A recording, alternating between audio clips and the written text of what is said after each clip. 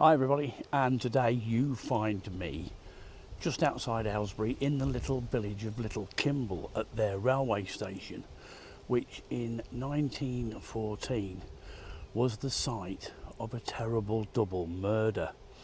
Now I'm going to take a little tour of this tiny little railway station out in the Bucks countryside and tell you the story of what happened here on that fateful day. So, as I said, here we are at the unmanned, single-platformed, lovely quaint railway station of Little Kimble, but not so quaint early on the morning of the 29th of August 1914. No, it was anything but quaint that day, as it was the scene of a horrific double murder when the bodies of two platelayers, 29-year-old Charles Busby and 26-year-old Walter Tucker, were found dead in the platelayers' shed where their tools were normally stored by the local constable Joseph Dillo and station master Herbert Howard. They had been savagely beaten to death with a bloody pickaxe handle and a shovel, which was found nearby. They didn't have to look too far for the murderer, as he had already called on Constable Dillo to admit to the double murder and where to find the bodies. That man was 45-year-old Thomas Clifford, a married man with 3 children from the village. There had been bad blood between the foreman Clifford and his 2 workers for around 18 months.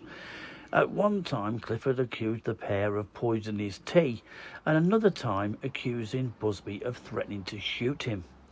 The 2 men, of course, denied the allegations, but everything came to a head that fateful morning when Clifford was convinced the 2 men meant to do him in. At his trial, it was stated by the doctor that the 2 men had sustained many more injuries than there was needed to kill them, and the jury found him guilty of the 2 murders, and he was sentenced to death. But, luckily for Clifford, the new appeal process made into law only 7 years before saved him a date with the hangman, and he was found not guilty due to insanity. He lived out the rest of his life in mental institution and died in Nottinghamshire in 1938. And here, to my surprise really, still stands the ruined shed where 2 men lost their lives 112 years ago. I'd heard it was here, but I really didn't believe it would be. It's in bad disrepair, but here it is.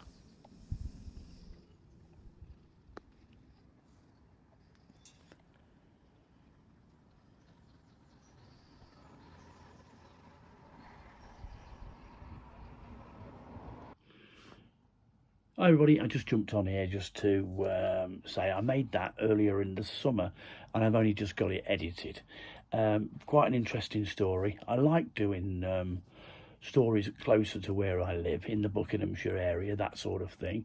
And that is from a book called Buckinghamshire Murders by Dr Johnathon Oates. Very interesting book. You can pick it up on Amazon or on Kindle, I think. It's very, very, very good.